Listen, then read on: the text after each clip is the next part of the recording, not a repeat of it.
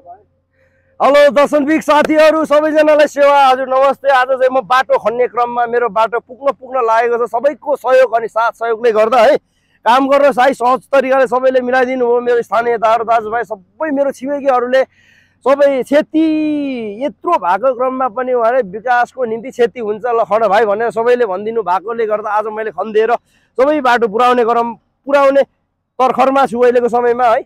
हाम्रो यस्तो ठाउँ हो कि यो ठाउँ भनेको हैन भन्दाखेरि तपाईहरुलाई उदेक लाग्छ, अचम्म लाग्छ। यो ठाउँ हैन यस्तो भिर पाका हो, तर किनकि हामीले विकासको निम्ति लागि पर्दाखेरि सक्सेस भइन्दो रहेछ, हुँदो रहेछ। अहिलेको क्रममा यो बाटो मैले पुर्याउन आज लागिराखेको छु। एक दुई दिनमा म बाटो पुर्याउँछु। र अर्को कुरो के भन्न चाहन्छु भन्दाखेरि हेर्नु सक्नुहुन्छ अहिले खनिराखेको छ हैन। यो निकै ठुलो बिग प्रोजेक्टै हो हैन। यो भनेको तपाईहरुको सरासरी बगनदेखि आएर झापझुप आउनु साथै यो काम गर्न सुरु गरेको मैले लगभग निकै दिनै भयो। यहाँ लगायत अन्त पनि काम गरिराखेको छ। अर्को साइडतिर म केही गरेको छु। तर सबैजनालाई म धन्यवाद भन्न चाहन्छु। मेरो आदरणीय दाजुभाइ दिदी सबै मेरो आमा बुवाहरूलाई यो ठाउँमा किनकि यसरी बाटो खन्नु साथ अनि सहयोग दिनुभएको दाजुभाइहरूलाई धेरै धेरै धन्यवाद भन्न चाहन्छु।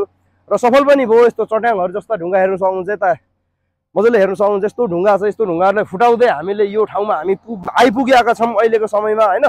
अनि हाम्रो सबैलाई सबै साथ सहयोग दिने साथीभाइ दाजुभाइहरूले म धन्यवाद दिन चाहन्छु। म यसरी हिँडिराखेको छु चप्पलमा र यसरी भेषमा हिँडिराखेको छु। तपाईहरुले अनर्थ नलिदिनुहोस्। किन भन्दाखेरि गाउँठाउँमा काम गर्दै जाँदाखेरि हिँड्दाखेरि सबै यस्तै हुन्छ। किन भन्दाखेरि म भनेको जे छ मनमा क्लियरी सप्पा बाहिरी जे छ म किनकि त्यो हरेक कुराले किनकि मूल्याङ्कन गर्ने गर्दिनँ, मनबाट भित्रबाट गर्ने गर्छु हैन।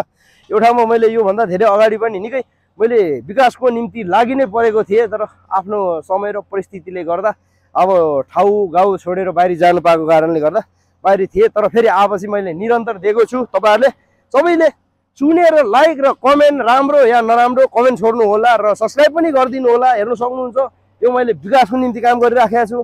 कति साथीभाइ होला किनकि के सोच्दै होला, कति के सोच्दै होला, तर मैले चाहिँ सबैको लागि राम्रो सोचेर म यो काम गरिराखेको छु। तपाईहरुले साथ सपोर्ट दिनु होला। सबैले लाइक अनि शेयर पनि गरिदिनु होला, कमेन्ट गरिदिनु होला के छ कस्तो छ भनेर। अहिले हेर्नु सक्नुहुन्छ यता अब हेर्ने हाम्रो बाटा हेर्ने दर्शकहरू पनि हुनुहुन्छ। उहाँहरू पनि हाम्रो स्थानीय हुनुहुन्छ। मेरो मम्मी हुनुहुन्छ, मेरो भाइहरू हुनुहुन्छ, मेरो भतिजाहरू सबै एभ्रिथिङ सबैजना कोही 4 नम्बरका कोही 5 नम्बरका सबै दाजुभाइ आउनु भएको छ बाटो हेर्नलाई किनकि विकासको निम्ति।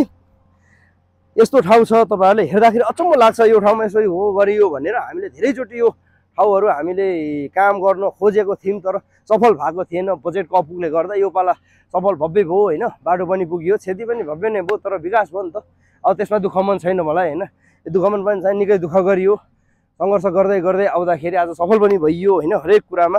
तर विशेष गरी धन्यवाद चाहिँ म किनकि सबैलाई म दिन चाहन्छु। पालिकामा पनि सबैलाई दिन म चाहन्छु, वडामा पनि सबैलाई दिन चाहन्छु, र स्थानीय मेरो दाजुभाइ सबै किनकि यहाँ सबै जति हाम्रो आम पब्लिक दाजुभाइहरूलाई धन्यवाद भन्न चाहन्छु। किनभने पार्टी जोसुकै होस् त्यो मतलब भएन, तर विकासको निम्ति हामी एक हुनु पर्यो। एक भएपछि त्यतिकै विकास हुन्छ। जस्तै यहाँ हेर्नु सक्नुहुन्छ यतिको युवा यङ दाजुभाइहरू आएर यसो साथ दिएर यसरी खटेर हामीले काम गर्नु बसियो भने त्यतिकै विकास हुन्छ। किन भन्दाखेरि यहाँ उदाहरणको लागि हेर्नु सक्नुहुन्छ साथीभाइ भन्ने गर्छ त्यो पार्टीको भएर त्यो पार्टीले यसरी गर्यो विकास, त्यसको मान्छे त्यो भएर होइन त्यसरी भन्छन्, तर त्यो कता होइन। हामी सच्चा हुनुपर्छ। पार्टी सबै पवित्र छ, व्यक्ति कोही गलत होला, तर हामीले चाहिँ त्यो पार्टी यस्तो उस्तो होइन कि हामी एउटा सङ्गठन सबै पवित्र छ। हामीले काम गर्नु पर्यो र हामीले हरेक कुरामा सच्चा मन गरेर काम गर्नु पर्यो। एकदम एभ्रिथिङ सबै राम्रो र राइट सबै ठिक छ। सङ्गठन अनि पार्टी सबै राम्रो छ। व्यक्ति कोही खराब होला, कोही राम्रो पनि होला, त्यो कारणले गर्दा यसरी बिग्रिने हो। तर अहिले चाहिँ निष्पक्ष रूप तरिकाले यत्रो काम गरिदिएको छ हैन। पालिकालाई म विशेष गरी धन्यवाद भन्न चाहन्छु। अहिले गठबन्धनको सरकार थियो पहिला, त्यसपछि हामीले अब पालिकामा सफल हुनु भएको थियो हाम्रो हैन। तर पनि अब 3-4 वर्ष पनि लागिसक्यो, कार्यकाल सफलै चलिराखेको छ, राम्रै चलिराखेको छ। सबैले उहाँले जसरी हुनुपर्ने राजनीतिमा र के गुण हुनुपर्ने त्यो गुण छ उहाँहरूमा। सबैले यो काम गरिसक्नु भएको छ र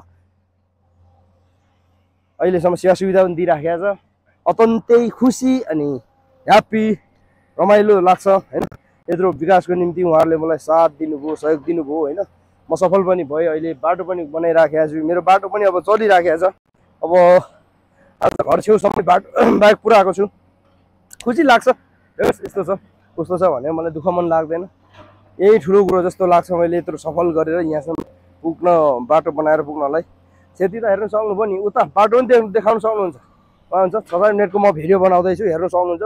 पुरा मकै बाऱ्यो यसरी क्षति भयो तलतिर देखाउनु सक्नुहुन्छ होइन। कन्टिन्यू देखाउ बाबु कन्टिन्यू, यता देखाउनु सक्नुहुन्छ। तर यहाँ हेर्नु सक्नुहुन्छ हो भिरपाखा देखाउनुहोस् न। यस ल बाबु देखाउ त, हेर्नु सक्नुहुन्छ हो मकै बारी सबै यसरी विनाश भएको छ। तर यो विनाशको निम्ति पनि मैले विकासको उनीहरू चाहिँ यति विनाशको निम्ति पनि मैले यो विनाशलाई विकास सम्झेर म अगाडि लागि परेको छु। सफल पनि भएको छ होइन यो भिडभाड सबै फोड्नलाई। ल हस् धन्यवाद भन्न चाहन्छु। अर्कोचोटि अर्को भिडियोमा भेटौँला है त। बाई।